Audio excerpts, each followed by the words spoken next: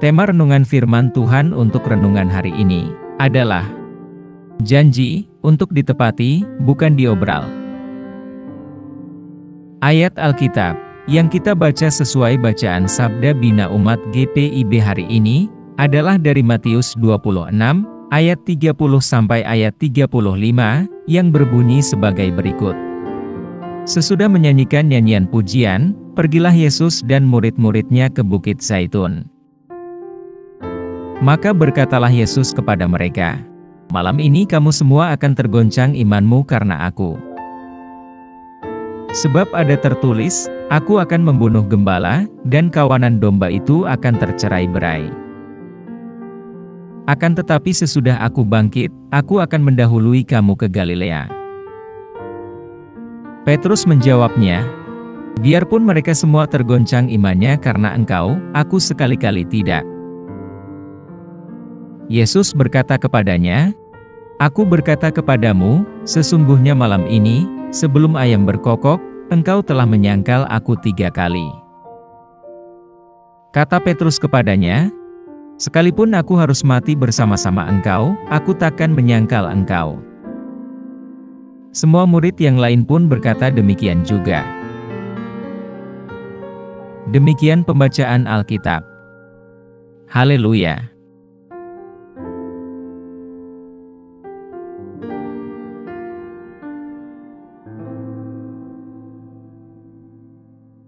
Apa isi firman Tuhan ini, dan tentang apa? Matius 26, ayat 30 sampai ayat 35, menggambarkan peristiwa yang terjadi setelah perjamuan terakhir, yang merupakan perjamuan terakhir Tuhan Yesus dengan murid-muridnya, sebelum penangkapan dan penyalibannya. Bagian ini berisi percakapan antara Yesus dan murid-muridnya, di mana dia meramalkan pengkhianatan Petrus terhadapnya, dan tercerai-berainya murid-murid yang lain. Perikop ini dimulai dengan Yesus dan murid-muridnya menyanyikan sebuah himne, kemungkinan besar himne tradisional Yahudi, dan kemudian pergi ke Bukit Zaitun. Himne ini dinyanyikan sebagai bagian dari perayaan Paskah, yang menjadi alasan perjamuan terakhir. Nyanyian itu mungkin salah satu pujian dan ucapan syukur kepada Tuhan, atas persediaan dan keselamatan yang daripadanya. Begitu mereka tiba di Bukit Zaitun, Yesus memberitahu murid-muridnya, bahwa mereka semua akan murtad malam itu juga. Ini adalah nubuat yang digenapi ketika Yudas mengkhianati Yesus, dan murid-murid lainnya melarikan diri.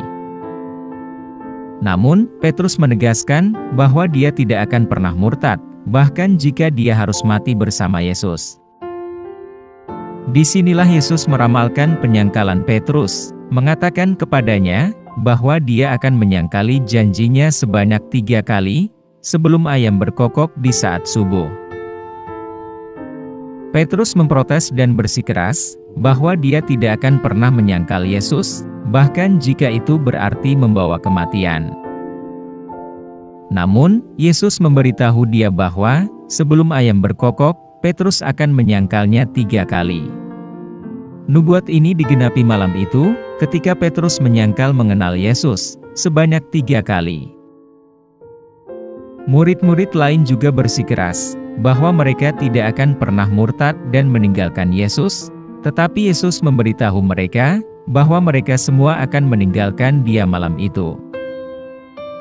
Hal ini juga digenapi ketika para murid melarikan diri, setelah penangkapan Yesus. Yesus kemudian memberitahu murid-muridnya, bahwa setelah Dia dibangkitkan dari kematian, Dia akan mendahului mereka ke Galilea.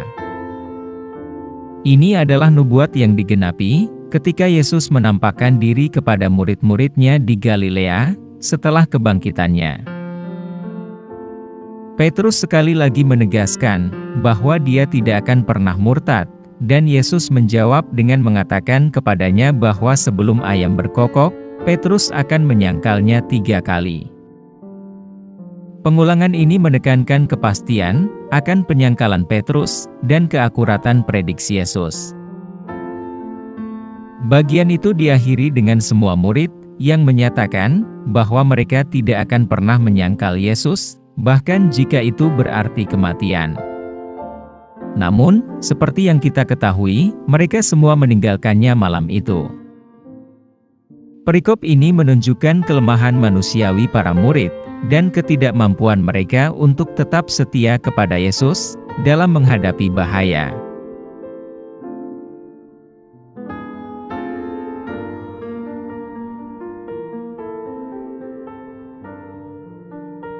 Apa pesan Tuhan untuk kita? Jika dilihat dari tema, janji harus ditepati, bukan hanya diucapkan tanpa ditepati, perikop ini menekankan pentingnya menepati janji dan komitmen kita kepada Tuhan. Ini berfungsi sebagai pengingat bahwa kata-kata dan janji kita harus didukung oleh tindakan dan ketaatan kita kepada Tuhan. Pesan Tuhan bagi kita hari ini dalam perikop ini adalah bahwa kesetiaan kita kepadanya membutuhkan lebih dari sekadar kata-kata atau basa-basi. Kita harus menunjukkan komitmen kita kepada Tuhan melalui tindakan dan ketaatan kita pada kehendak-Nya. Seperti Petrus, kita terkadang gagal atau tidak memenuhi janji kita, tetapi kasih karunia dan pengampunan Allah selalu tersedia bagi kita ketika kita bertobat dan kembali kepadanya. Selain itu, pesan dan keinginan Tuhan bagi kita dalam perikop ini, yaitu pentingnya kerendahan hati, menyadari realita akan adanya pencobaan, dan panggilan untuk mengikuti Yesus, semuanya menunjukkan perlunya kita bersandar pada kekuatan dan tuntunan Tuhan dalam kehidupan kita sehari-hari. Kuasa nubuatan mengingatkan kita akan kedaulatan dan kesetiaan Allah dalam memenuhi janji-janjinya. Kerinduan Allah bagi kita adalah agar kita bertumbuh dalam kesetiaan dan ketaatan kita kepadanya, percaya pada janji-janjinya, dan bersandar pada kekuatannya untuk menjaga komitmen kita kepadanya. Saat kita melakukannya, kita dapat yakin akan kasih karunia dan pengampunannya, bahkan di saat-saat kelemahan dan kegagalan kita.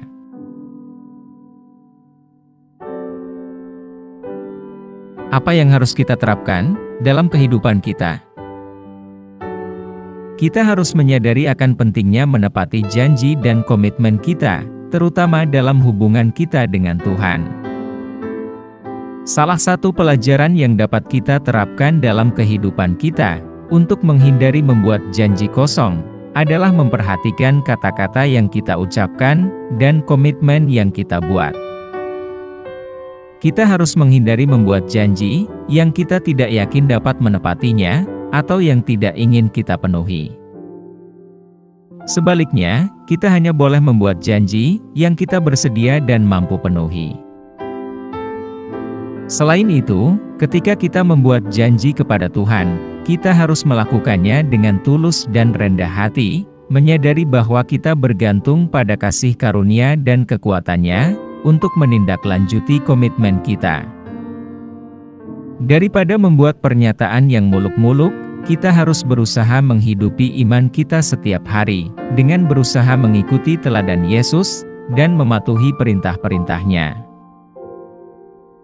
Selain itu, kita dapat memupuk akuntabilitas dengan membagikan janji dan komitmen kita kepada orang lain yang dapat mendukung kita dan meminta pertanggungjawaban kita. Dengan melakukannya, kita dapat menerima dorongan dan bantuan ketika kita menghadapi tantangan atau hambatan di sepanjang jalan kehidupan kita.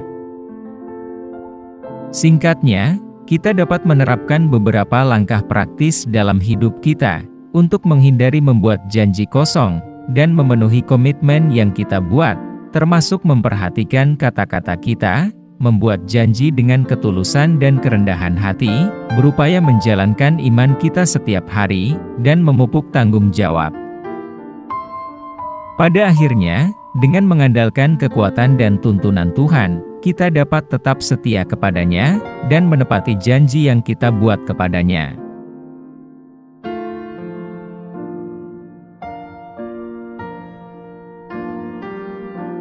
Doa hari ini.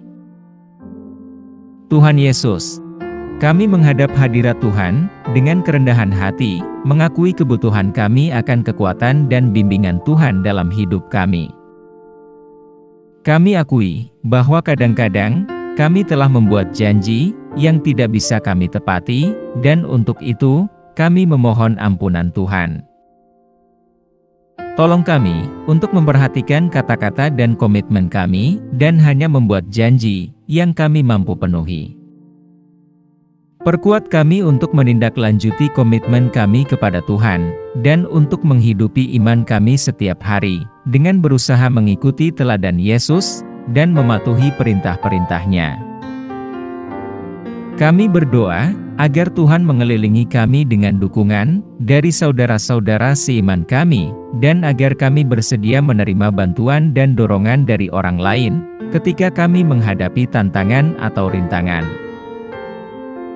Kami berdoa, agar kami tetap setia kepada Tuhan, dengan mengandalkan kekuatan dan bimbingan Tuhan, dan agar tindakan kami mencerminkan komitmen yang telah kami buat, untuk mengikuti Yesus.